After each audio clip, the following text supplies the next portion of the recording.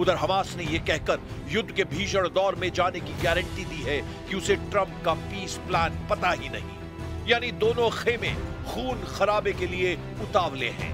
तो फिर ट्रंप किस बात के चैंपियन बन रहे हैं? क्यों ट्रंप गजा युद्ध पर सच नहीं स्वीकार कर रहे हैं?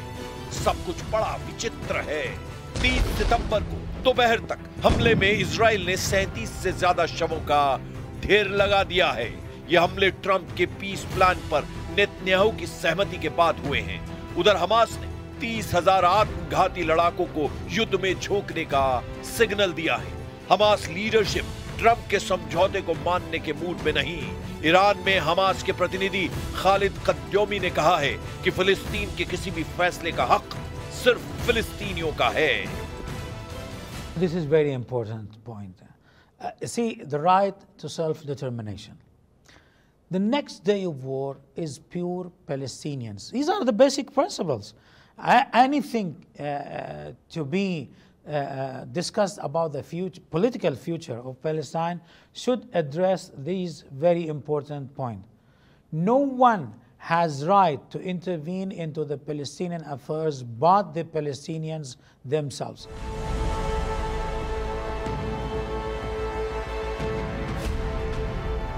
हमास को ट्रंप के पीस प्लान में खामियां ही खामियां दिख रही हैं, तो नेतन्याहू ने भी अपना स्टैंड बदल लिया है।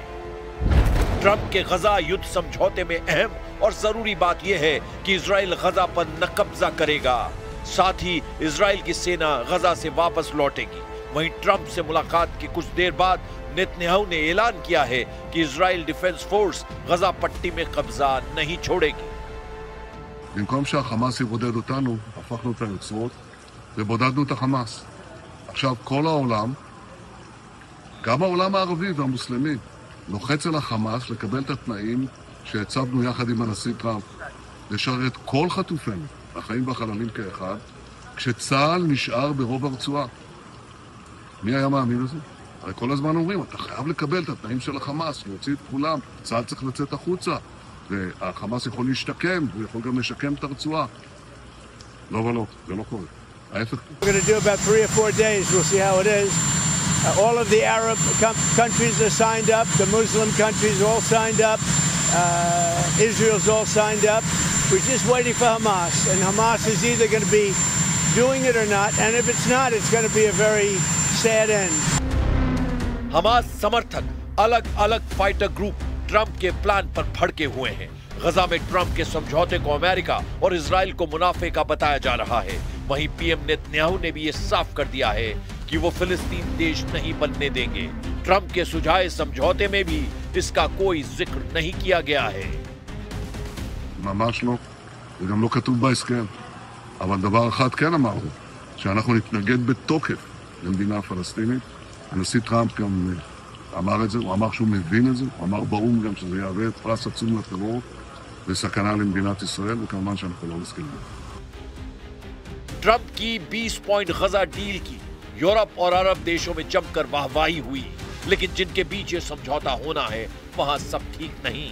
फिलिस्तीनी इस्लामिक जिहाद समूह के चीफ ने ट्रंप के पीस प्लान को अरब वर्ल्ड की तबाही बता डाला है। ईरान समर्थित लड़ाका ग्रुप के चीफ जियाद अल नखाला ने कहा है कि गजा पर अमेरिका और इजराइल की घोषणा क्षेत्र को उड़ाने का नुस्खा है। कुछ विदेशी नेता इस योजना को लेकर आशावादी हैं, लेकिन ये इजराइल को फिलिस्तीन पर लगातार हमले का नुस्खा बनेगा। ट्रंप ने गजा पीस प्लान पर 8 मुस्लिम देशों को पहले ही मना लिया था, मगर ईरान जो कि सबसे बड़ा फैक्टर है वो ट्रंप के काबू में नहीं आ रहा है। जाहिर है ईरान से बैकअप मिलता रहा तो हमास फिर से बारूदी घमासान शुरू कर सकता है। फिलहाल लड़ाका ग्रुप अपनी ताकत बढ़ाने में जुटा है। ट्रंप ने गजा डील में शर्त रखी है कि हमास को अपने हथियारों को नष्ट करना होगा। हथियारों को नष्ट करने का मतलब ये समझना सही होगा कि हमास को अपनी ताकत को छोड़ना होगा। लेकिन फाइटर ग्रुप ने हाल के दिनों में हथियार में इजाफा किया है। INSS के मुताबिक युद्ध की शुरुआत हमास के पास हजारों हल्के हथियार थे, जैसे Kalashnikov assault rifle, sniper rifle, machine gun और बड़ी मात्रा में ग्रेनेड। INSS के मुताबिक 7 अक्टूबर को हमास की बटालियनों के पास बड़े पैमाने में एंटी टैंक हथियार थे। इन हथियारों में आरपीजी रॉकेट लॉन्चर और कई तरह की घातक कॉर्नेट मिसाइलें शामिल थी। INSS के मुताबिक युद्ध की शुरुआत में हमास के पास 30,000 रॉकेट और मिसाइलें थी। उनमें से ज्यादातर शॉर्ट रेंज लगभग 10 किलोमीटर तक और कुछ मीडियम रेंज यानी लगभग 40 किलोमीटर तक। वहीं कुछ लॉन्ग रेंज लगभग 250 किलोमीटर तक मार करने वाली मिसाइलें थीं। लेकिन अब हमास के पास फोटोग्राफी और हमले करने वाले ड्रोन भी मौजूद हैं। एपी की रिपोर्ट के मुताबिक हमास के पास जो हथियार है उनका ब्यौरा कुछ यूं है। हमास के पास मेड इन ईरान स्नाइपर राइफलें हैं। चीन और रूस की बनी AK-47 असॉल्ट राइफलें हैं। वहीं नॉर्थ कोरिया और बुल्गारिया में बने रॉकेट लड़ाका ग्रुप इस्तेमाल करता रहा है। हमास को ग्रेनेड और गजा में गुप्त एंटी टैंक रॉकेट की सप्लाई उत्तर कोरिया से होती है। हमास में 30,000 कट्टर लड़ाके बताए जाते हैं। युद्ध में हमास अकेला भी नहीं। यमन के हूती और लेबनान के हिजबुल्लाह फाइटर इजराइल को दहलाने का कोई मौका हाथ से जाने नहीं देते हैं। इजराइल को उलझाने के लिए हूती और हिजबुल्लाह लगातार हमले करते हैं। इजराइल को लेबनान फ्रंट की अनदेखी भारी पड़ जाती है। इसीलिए ट्रंप के पीस प्लान के बाद भी नेतन्याहू आर्मी लेबनान में हमले तेज कर चुकी है।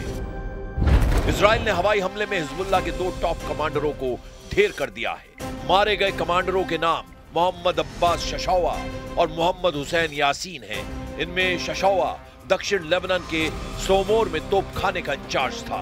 वहीं शाफीक इलाके के तोपखाने की कमान हुसैन यासीन के पास थी। नेतन्याहू को यकीन है कि ट्रंप की शर्तें हमास कभी नहीं मानेगा। इसीलिए लड़ाकों को ज्यादा से ज्यादा नुकसान पहुंचाया जाए। हमास के लिए जिन शर्तों को मानना नामुमकिन है उन्हें भी जान लीजिए।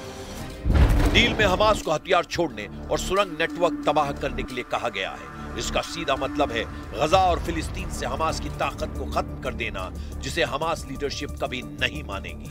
दूसरा अहम पेच ये है कि हमास को भविष्य की सरकार में किसी भी तरह की कोई भूमिका नहीं दी जाएगी। मायने ये है कि हमास की अहमियत अपने आप खत्म हो जाएगी।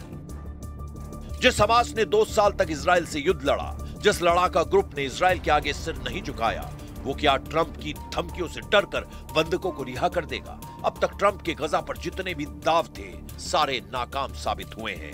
हालांकि इस बार उन्हें दुनिया भर के तमाम देशों से समर्थन मिल रहा है। यहां तक कि अरब देशों ने भी ट्रंप के पीस प्लान को अच्छी पहल माना है। तुर्की जैसे तिकड़मी देश ने ट्रंप की हां में हां मिला दी है। मगर खलीफा कब इजराइल के खिलाफ नई चाल चलेंगे कोई नहीं जानता। उधर ईरान तो ट्रंप के किसी भी समझौते को मानने को राजी नहीं। इजराइल के दुश्मन फाइटर ग्रुप युद्ध खत्म करने के मूड में नहीं है, यानी लड़ाई का नया अध्याय ज्यादा विनाशकारी साबित हो सकता है।